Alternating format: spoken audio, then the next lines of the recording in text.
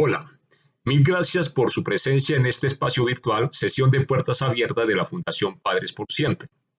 Este es un emprendimiento social para apoyar a miles y miles de padres y madres que se encuentran en la situación de ser excompañeros, excónyuges o simplemente que procrearon conjuntamente e inmersos en los conflictos que el desarrollo de la relación de familia separada les representa, por sus connotaciones muy diferentes a los que pudieron haber tenido como familia nuclear tradicional y o una relación que ha dejado de ser.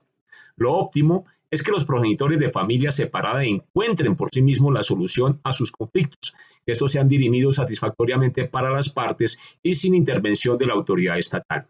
Sin embargo, ante la novedad de lo que representa la familia separada, aún no hemos desarrollado los elementos conceptuales suficientes para afrontar desde lo racional y propositivo emotivamente y como ciudadanos libres e independientes, y con frecuencia nos vemos en la necesidad de tener que acudir a buscar apoyo del Estado. Es así como nos encontramos que los problemas de familia ante la evolución o involución que se está presentando satura a la rama judicial, por lo que se han creado en las últimas décadas instituciones, primero como el ICBF al finalizar los años 60 y después las comisarías de familia a partir de la Constitución de 1991. A estas entidades, el legislativo las ha dotado de leyes para que propendan por una sana intervención del Estado en uno de sus pilares básicos, la familia en general y obviamente la familia separada en particular. Dentro de estas herramientas sobresalen dos leyes: la Ley de Violencia Intrafamiliar, que ya hemos visto previamente, y el Código de la Infancia y la Adolescencia en su más reciente versión, la Ley 1098 de 2006, modificada en algunos aspectos operativos por la Ley 1898 del 2018. Hoy dedicaremos este espacio a la Ley de Infancia y la Adolescencia, y en particular a lo atinente al procedimiento administrativo de restablecimiento de derechos de menores de edad. Se ha seleccionado un video disponible en la red donde desde la Facultad de Derecho de la Universidad Santo Tomás de Aquino, Santoto, sede Tunja, nos ilustran sobre los aspectos formales y operativos de lo que representa al interior de una defensoría de familia abrir este tipo de procedimiento. También presentamos al abogado Fabio Sánchez, quien apoya el área jurídica de nuestra fundación en la prestación de servicios jurídicos y se refiere a los aspectos prácticos a considerar por un progenitor que esté inmerso dentro de este tipo de procedimiento, bien porque sea quien acciona este recurso jurídico, bien porque sea el accionado. Esperamos que esta información suministrada sea de ayuda y consiga el objetivo de dar mayores luces, claridad, manejo y obviamente permita conducirnos más asertivamente en la solución de los conflictos de familia separada.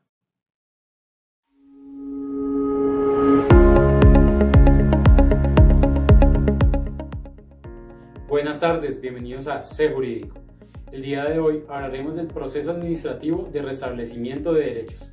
Dicha ponencia estará a cargo de la doctora Nancy Janet Usa Álvarez, quien es abogada egresada de nuestra Universidad Santo Tomás, seccional Tunja, especialista en Derecho de Familia y Psicología Jurídica. Actualmente se encuentra cursando la maestría en Criminología y Victimología.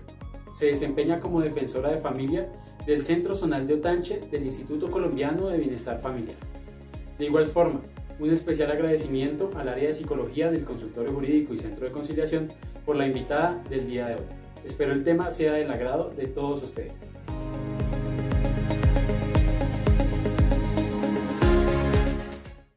Hola. El proceso de restablecimiento de derechos tiene como objetivo garantizar la restauración de la integridad y la dignidad de niños, niñas y adolescentes cuyos derechos hayan sido amenazados o vulnerados. Las etapas de este proceso se deben llevar a cabo siempre teniendo en cuenta la prevalencia de derechos, el interés superior y la observancia del debido proceso en todos los trámites que se adelanten dentro del mismo.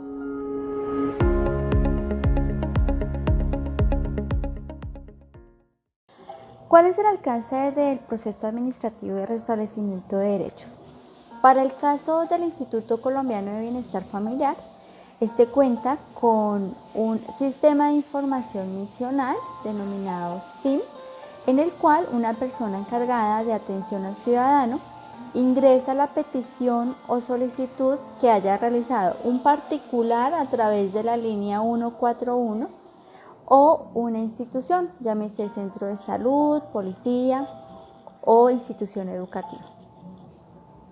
Ellos lo direccionan al profesional de Defensoría de Familia encargado de llevar a cabo el trámite. Una vez el defensor de familia recibe ese proceso, debe hacer un auto mediante el cual ordena realizar la verificación de derechos, que no es otra cosa que, como su nombre lo indica, es verificar o constatar si realmente el niño, niña o adolescente tienen esos derechos vulnerados o amenazados. Así las cosas, si se demuestra que efectivamente hay alguna victimización para ese menor de edad, se pueda dar trámite a un proceso administrativo de restablecimiento de derechos, el cual va a ir en dos sentidos. Uno puede ser declarar en vulneración de derechos al niño, niña o adolescente y tomar las medidas necesarias para que ese derecho sea restaurado. Y la segunda, que es una de las medidas de restablecimiento de derechos que hablaremos más adelante, que es la de declararlo en adoptabilidad si definitivamente encontramos que la familia no es idónea o que simplemente no hay algún familiar que pueda hacerse cargo de ese niño, niña o adolescente.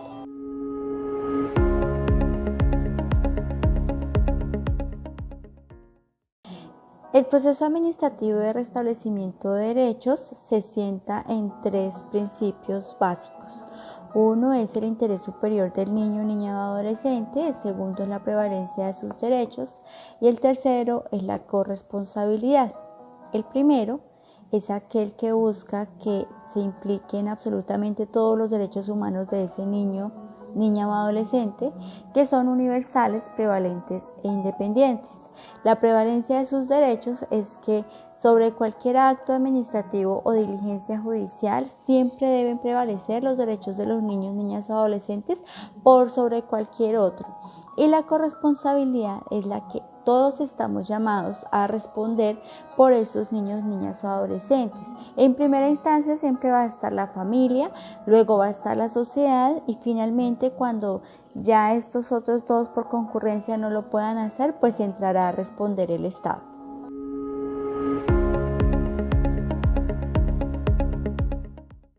¿Cuál es el procedimiento del proceso administrativo de restablecimiento de derechos?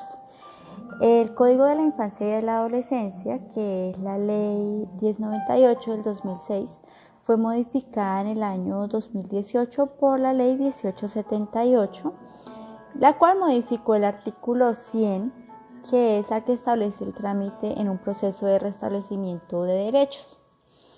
El proceso ingresa, pues obviamente cuando el defensor o comisario de familia tienen conocimiento del hecho victimizante, razón por la cual deben emitir un auto de trámite mediante el cual se ordena la verificación de derechos.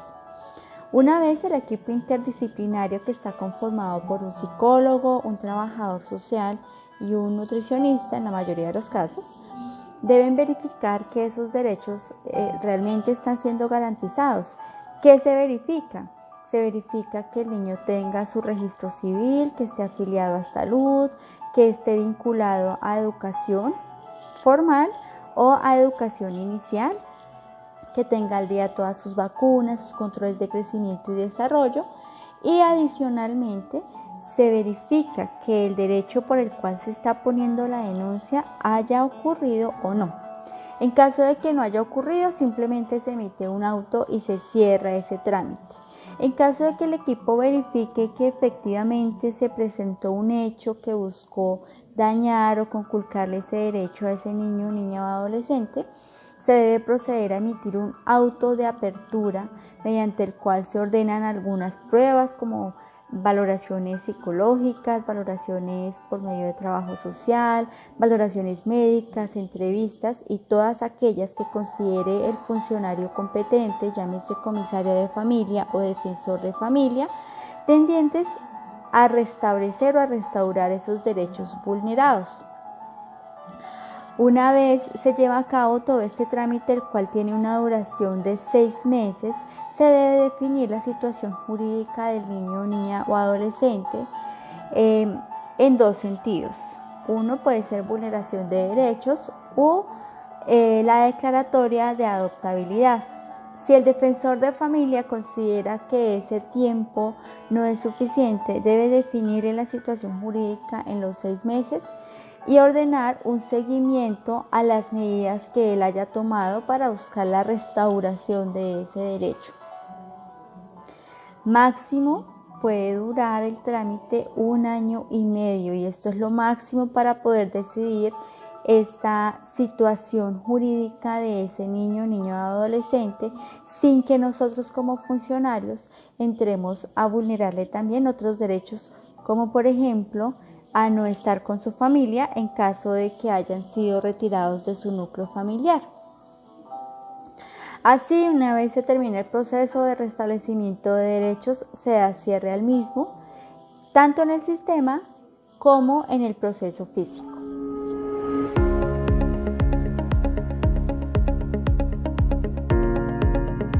Para más contenido, espera nuestro programa Sé Jurídico todos los viernes a partir de las 3 de la tarde en nuestro canal de YouTube Ustatunja. No olvides suscribirte y seguirnos en todas nuestras redes sociales para ser parte del cambio. Y recuerda, sé jurídico.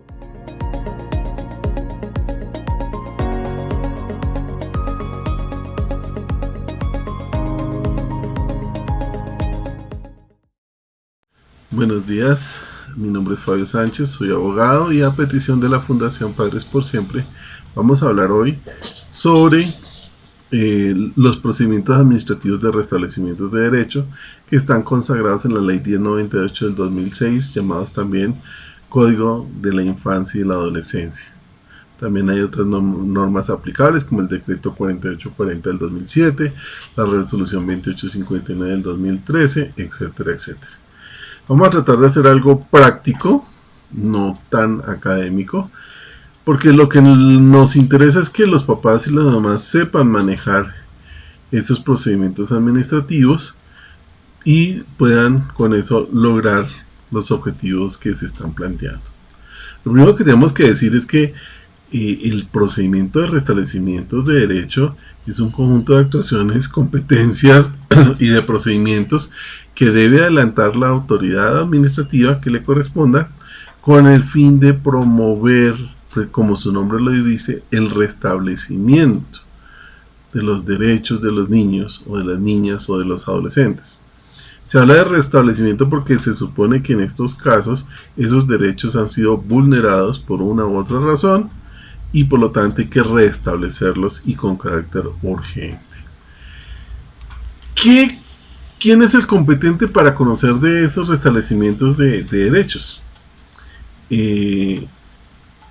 La Comisaría de Familia y el Instituto Colombiano de Bienestar Familiar, básicamente.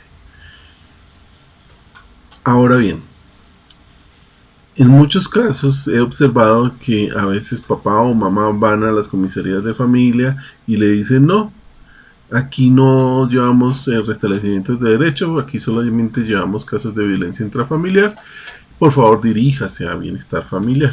Y llegan a Bienestar Familiar y dijeron no, aquí sí hacemos restablecimientos de derecho, pero como ustedes hablaron primero en la comisaría, váyanse para la comisaría y los ponen en ese juego. No, la norma es clara. Cualquiera de los dos es competente para la protección de los derechos de los menores, tanto comisarías como Bienestar Familiar. Entonces, pues hay que aplicar esa norma, pues para evitar precisamente que a los papás que están viviendo una circunstancia difícil, además se les venga encima ese pimponeo entre las autoridades y no sepan a dónde dirigirse. Ahora bien,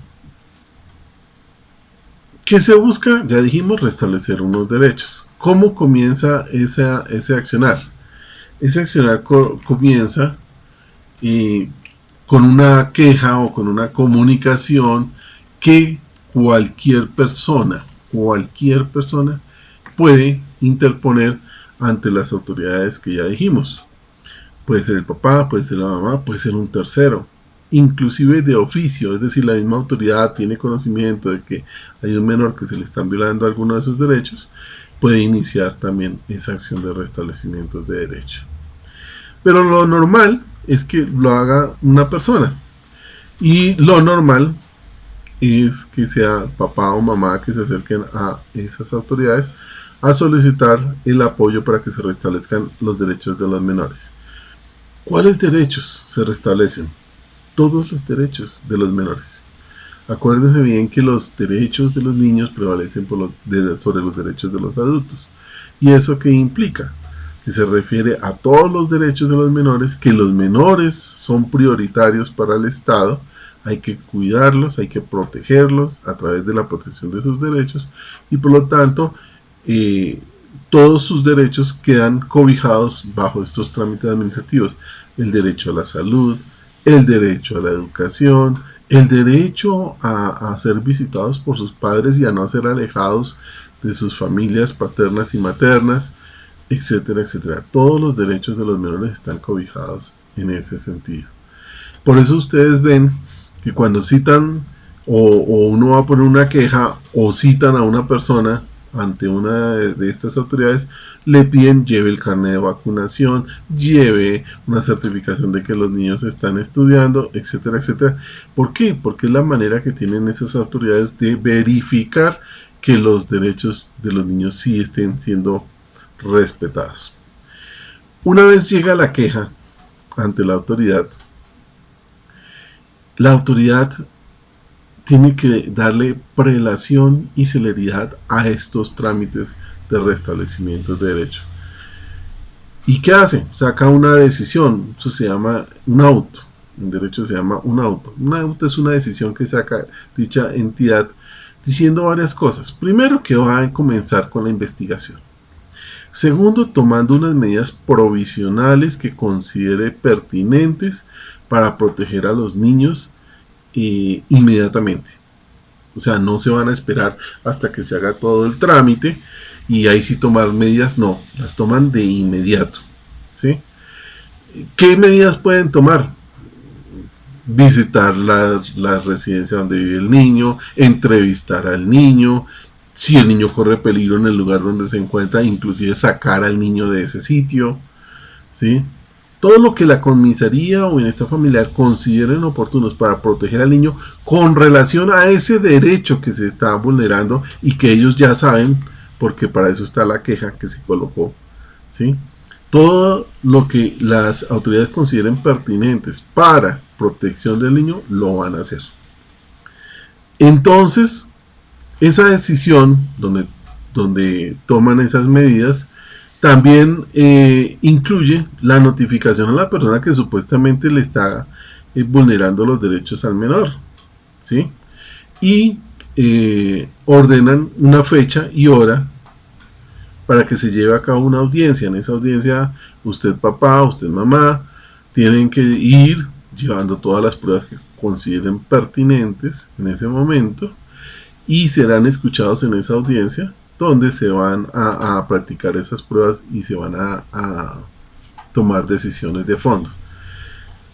Es importante señalar que en casi todos los casos se entrevista a los menores. Entonces el papá o la mamá que tengan a sus hijos en ese momento, en el día de la entrevista, tienen que llevarlo. La entrevista normalmente lo hace la psicóloga o el psicólogo de la comisaría o de bienestar familiar. No dejan entrar a los papás, obviamente. No, he conocido un par de casos puntuales que lo hicieron y no está bien. Pues a no ser que sea un niño muy pequeño, pero si ya es muy pequeño, pues no, ahí sí no cabe la entrevista. Entonces normalmente entran al niño solito y le hacen una serie de preguntas, como por ejemplo, ¿con quién vives? ¿Cómo te sientes? ¿Qué ha pasado? ¿Tu papá cómo se porta contigo? ¿Tu mamá cómo se porta contigo? Cuando los castigan, ¿qué castigo les dan? ¿No? Paréntesis, no se puede castigar físicamente a un hijo. Nunca jamás. Eso hoy en día ya es un delito. Entonces hay que tener cuidado con eso porque todo eso le van a preguntar al niño en la entrevista. Cierro paréntesis. ¿Cómo los corrigen? ¿Qué hacen cuando están con el uno? ¿Qué hacen cuando están con el otro? ¿Cómo te sientes? Etcétera, etcétera. Les preguntan todo lo que tengan que saber sobre esos temas. La psicóloga pasa un informe, o el psicólogo, digo la porque la mayoría son mujeres, pero en una que otra comisaría hay hombres también. Entonces, le pasan el informe, el resultado, sus conclusiones a el comisario o al defensor de familia. Y debo anotar que aquí eso para ellos es de suprema importancia y las recomendaciones que el psicólogo prácticamente eso es lo que va a decir el comisario o el defensor de familia. ¿Sí? Se le cree al niño. A veces los niños no dicen la verdad, pero pues allá consideran que siempre dicen la verdad y se le cree al niño, entonces hay que tener mucho cuidado con todas esas cosas. Y como dije, el informe se le pasa al comisario y o al defensor de familia. Las comisarías y bienestar familiar tienen un grupo interdisciplinario que se encarga de hacer todo eso. Y el comisario y el defensor de familia, pues el día de la audiencia va a decir, mire, aquí pasó esto, en la entrevista el niño dijo esto, eh, y vamos a escuchar entonces la ratificación de la queja que hizo la persona que puso la queja, ¿no? Entonces, no, que fue que esto, que no sé cuántas, que al niño eh, le hicieron o no le hicieron, lo retiraron del colegio, no, el niño está desescolarizado, o el niño está desnutrido, o no lo llevan a las citas, o el niño no lo dejan tener contacto con su papá, bueno, muchas cosas.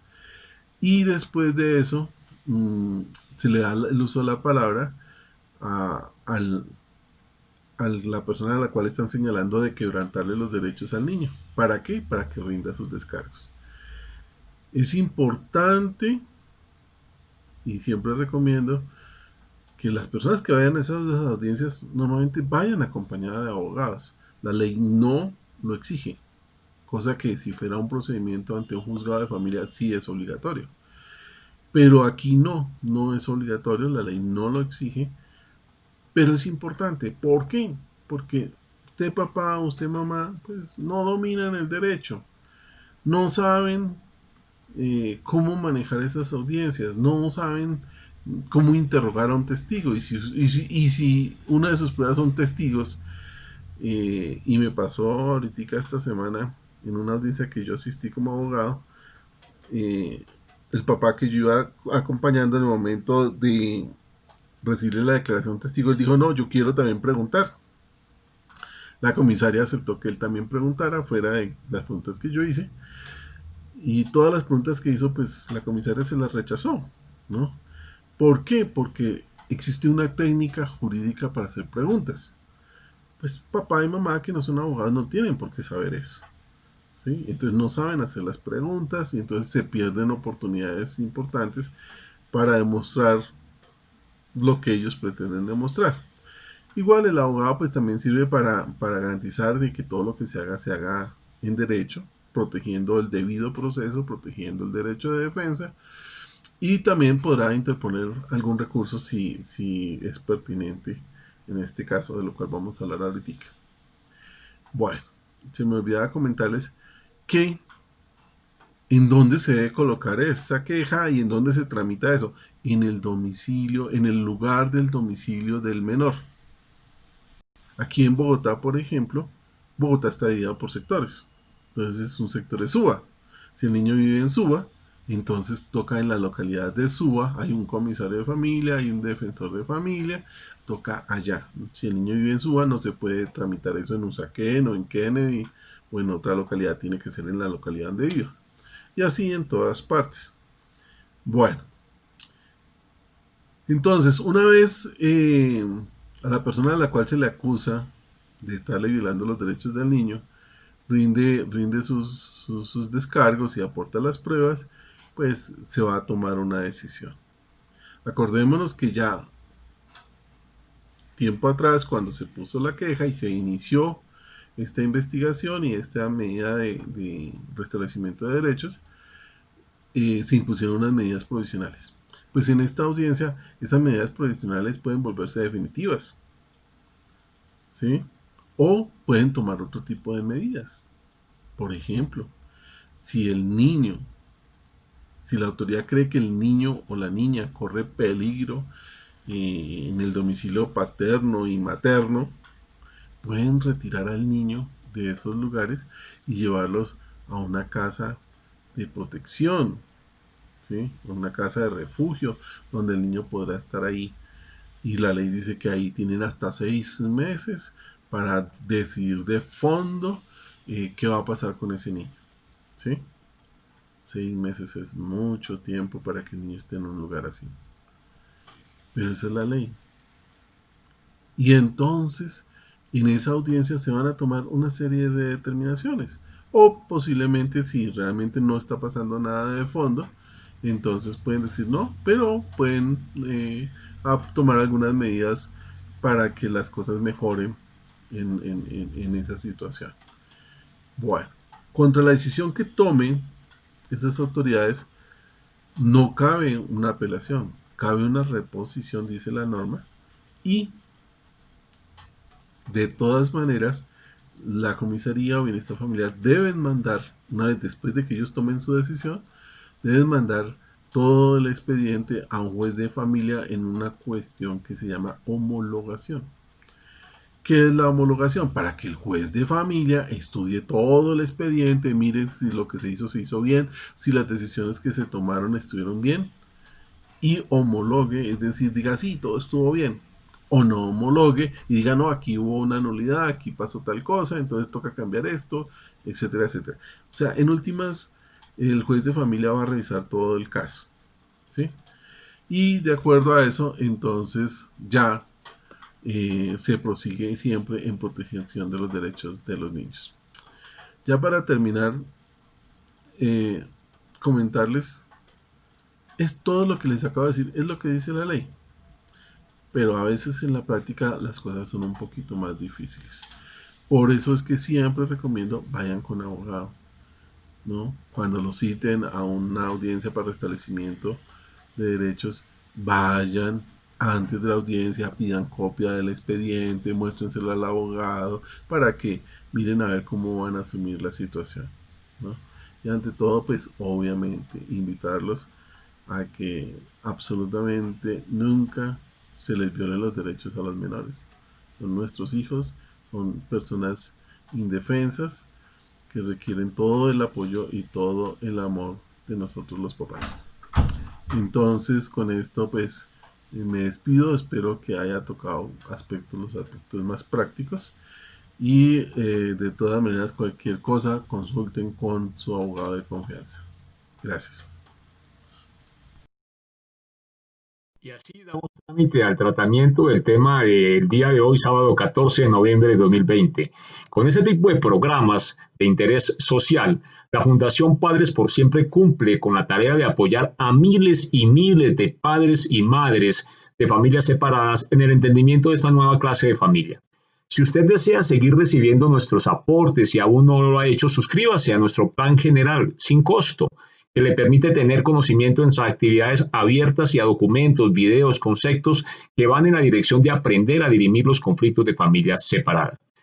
Si usted desea tener mayor información, interacción y apoyo un poco más personalizado, cuenta con la alternativa del plan básico, con un valor módico de 75,000 pesos anuales, que le permitirán tener acceso a mayor base de conocimiento, documentación y libros. También se le guiará en la formulación de estrategias y tácticas aplicables a su caso particular para regularizar la relación en equidad e igualdad entre padre y madre de familia separada. Este modesto valor también nos apoya a mantener parte de nuestros costos y mantener vigente nuestros espacios ya creados.